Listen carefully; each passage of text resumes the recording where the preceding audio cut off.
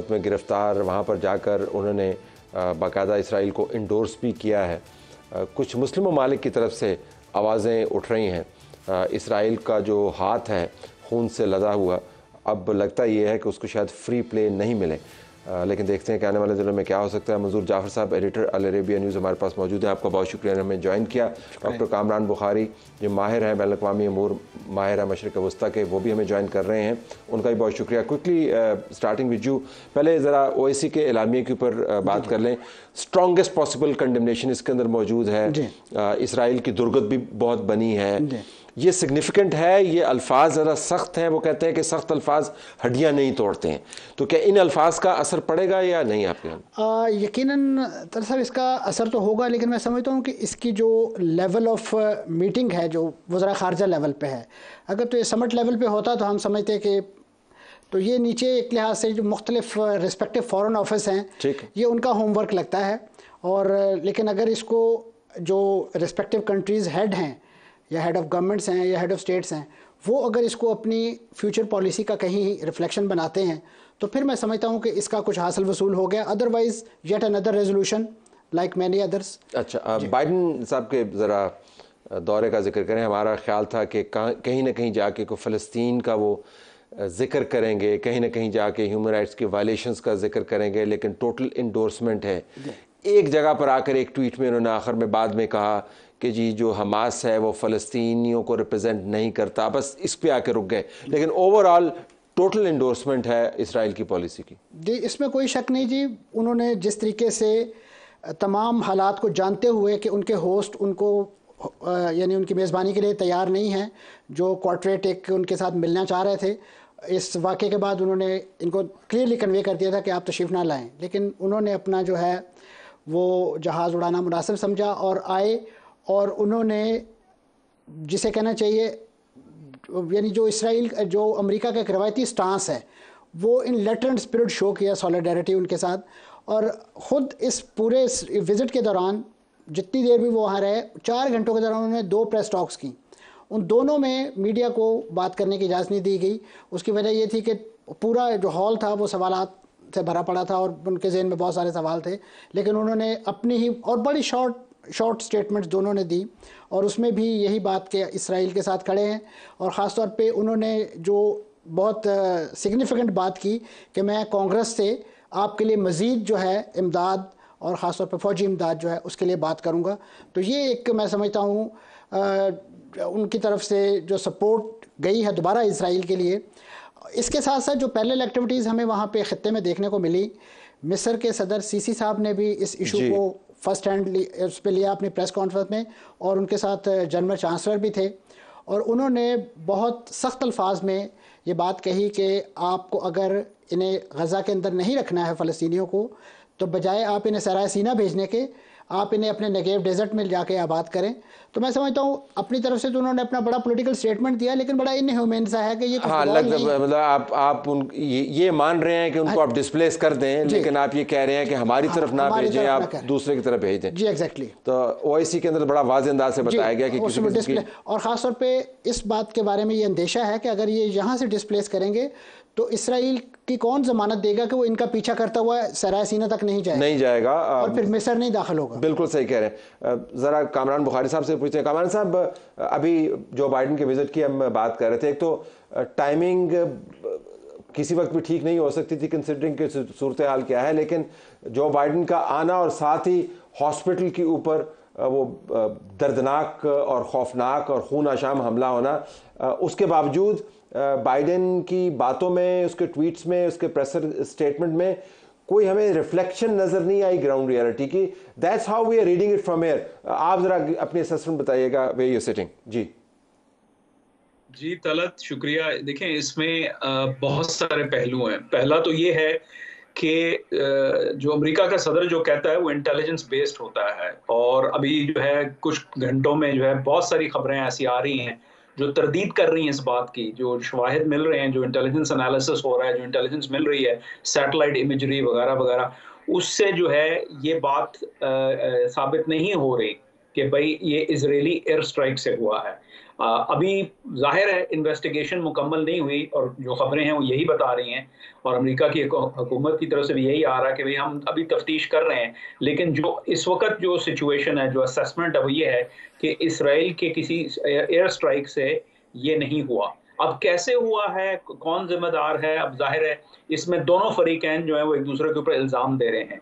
लेकिन जब तक आपके पास कोई ठोस सबूत ना हो तो फिर वही है कि जो है जो प्रो पैलेस्टीनियन वॉइसेस हैं वो इसराइल पे जो है ना इल्ज़ाम ठहरा रहे हैं, जो इसराइली हैं वो दूसरी तरफ जो है फ़लस्तीनियों पे इल्ज़ाम ठहरा रहे हैं कि इनका अपने रॉकेट अटैक से हुआ है। तो अभी हम फॉग ऑफ वॉर से लेकिन कामरान, अगर अगर जी बिल्कुल, फॉग ऑफ वॉर की आपने दुरुस्त बात की, और हमने फॉग ऑफ वॉर जो है वो सद्दाम हुसैन के जो केमिकल वेपन्स हैं उस हिसाब से भी हमने देखी। हमने ये भी देखा कि किस तरह जो डोजियर था वो 6 मरतबा उसके लफ्ज़ इस्तेमाल किया गया, उसको सेक्स अप किया गया, ये लफ्ज़ इस्तेमाल किया गया, और किस तरीके से उसको जस्टिफाई किया गया, कांग्रेस के सामने झूठ भी बोला गया। तो ये जानते हुए कि CNN की रिपोर्टर से लेके नेतन्याहू तक बगैर किसी इन्वेस्टिगेशन के उन्होंने पहले डिक्लेयर कर दिया था हमास की तरफ से हुआ है। अब ये बाद अज़ वाक़या इंडोर्समेंट्स के बाद इन जो इंटेलिजेंस की रिपोर्ट्स हैं इनकी क्या क्रेडिबिलिटी होगी? देखिए, डिपेंड करता है तलत कौन मतलब वो बिहोल्डर कौन है। मतलब जो कहते हैं ना, beauty lies in the eyes of the beholder. अब इसको देख कौन रहा है, कौन सुन रहा है। जाहिर है क्रेडिबिलिटी तो डैमेज्ड है, क्योंकि जो है जो माजी के जो वाकयात हैं जिनमें से कुछ का जिक्र आपने भी किया, उसकी रोशनी में तो लोगों का कॉन्फिडेंस नहीं है कि भाई जो है अमेरिका सच बोल रहा है। लेकिन from N intelligence analysis point of view exception जरूर होते हैं कि हाँ भाई जो है सेक्स अप किया जाता है, कुक किया जाता है जो है ना सियासी मकासद के लिए, जियो पोलिटिकल मकासद के लिए। तो ये तो एक मतलब ये this is part of the game, मतलब जो, लेकिन ये कि it's not like every day ये हो रहा है। ये एक्सेप्शनल चीजें होती हैं, वाकयात होते हैं जिसमें आप फिर उसको जनरलाइज नहीं कर सकते कि चलें जी इराक की वॉर में जो है वो बाद में कुछ भी नहीं निकला, तो इसकी वजह से अब हम तमाम की तमाम जो उनकी इंटेलिजेंस रिपोर्ट्स हैं उनको हम बेसिकली शक की निगाह से देखें। किया जा सकता है, लेकिन ये है कि फिर इस तरह दुनिया नहीं चलती। आपको लेन देन करना पड़ता है कि हाँ भाई जो है बताएं आपके शवाहिद क्या हैं, दूसरी साइड के शवाहिद क्या हैं। तो आई थिंक इस वक्त जो है वो इमोशंस इतने ज्यादा हाई रन कर रहे हैं दोनों जानिब कि वो दूसरे की बात या दूसरे की चीज को बेसिकली आप बहुत सिनिकली देख रहे हैं। तो इससे तो मामला आगे नहीं बढ़ेगा।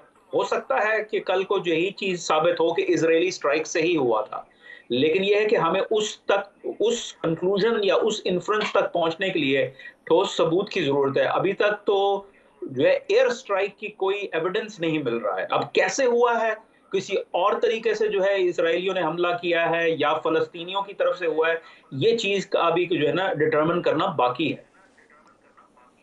मसूद साहब, योर टेक ऑन दिस, क्योंकि ये एक हर बड़े वाक़े के अंदर एक छोटा वाक़या होता है जो पैमाना बन जाता है बड़े वाक़े की परख करने का। तो ये जो हमला है ये वो पैमाना बना हुआ है। Your assessment on what Kamran is saying?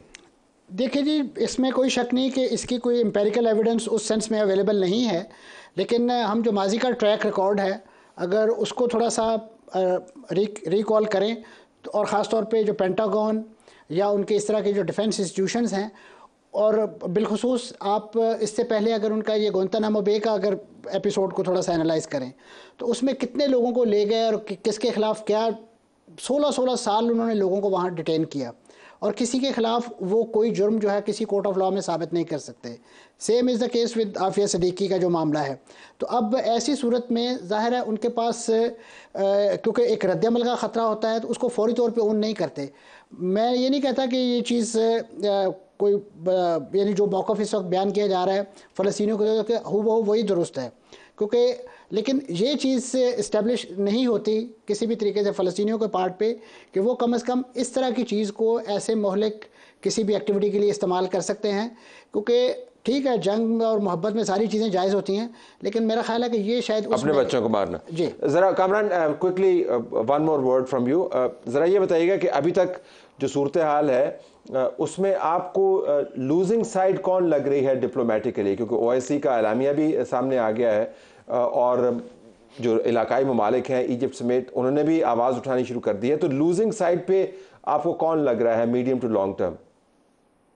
देखिए, लूजिंग भी बहुत सारे पहलू हैं। तो जहां तक तो पब्लिक रिलेशंस का जो की जंग है वो जाहिर है अपहिल बैटल है इसराइल के लिए और अमेरिका के लिए। ये तो इसमें तो कोई शक की बात नहीं है। आलमी सतह के ऊपर जो है वो शकूक व शबात इतने हैं कि उनके बयानिए को मानने के लिए तैयार नहीं है। तो ये तो मतलब वो वाली जो जंग है वो, और ये हमास को पता था। हमास ने, अभी आप जिक्र कर रहे थे कि अपने बच्चों को जो है ना जंग में झोंकना, क्या हमास को नहीं पता था कि इतना बड़ा हमला करेंगे तो उसकी जवाबी कार्रवाई में अपने लोग कितने मारे जाएंगे? उन्होंने गेम आउट तो किया होगा ना। तो उनको भी पता था कि इसका जो है क्या नुकसान उठाना पड़ेगा, लेकिन they deemed it an acceptable cost. और फिर ये है कि ये अकेले नहीं है, ईरान इनके साथ है।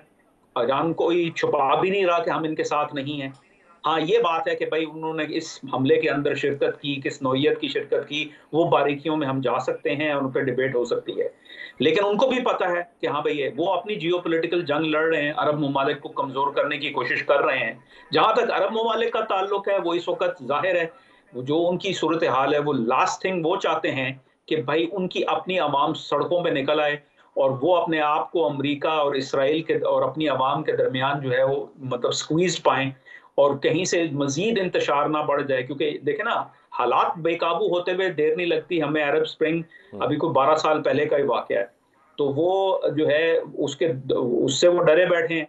तो उन्होंने जाहिर है फिर इस किस्म के बयानात देने हैं अपने आप को बचाने के लिए। लेकिन हकीकत ये है कि इन दी एंड उनको भी पता है गेम क्या हो रही है, उनको पता है ईरान क्या कर रहा है, वो हमास के मुखालफीन हैं। जाहिर है फलस्तीनियों के लिए तो कोई कुछ कर नहीं पा रहा। जो अलमिया है सारी की सारी कॉन्फ्लिक्ट का, कि जो फलस्तीनी अवाम है जो कई दिहाइयों से अपने हकूक से महरूम है और पिस रही है, उनके जो नेशनल स्ट्रगल है उसको आगे लेके जाने वाला कोई नहीं है। ना ही महमूद अब्बास की नजर नहीं जो आया। है I have to leave it there.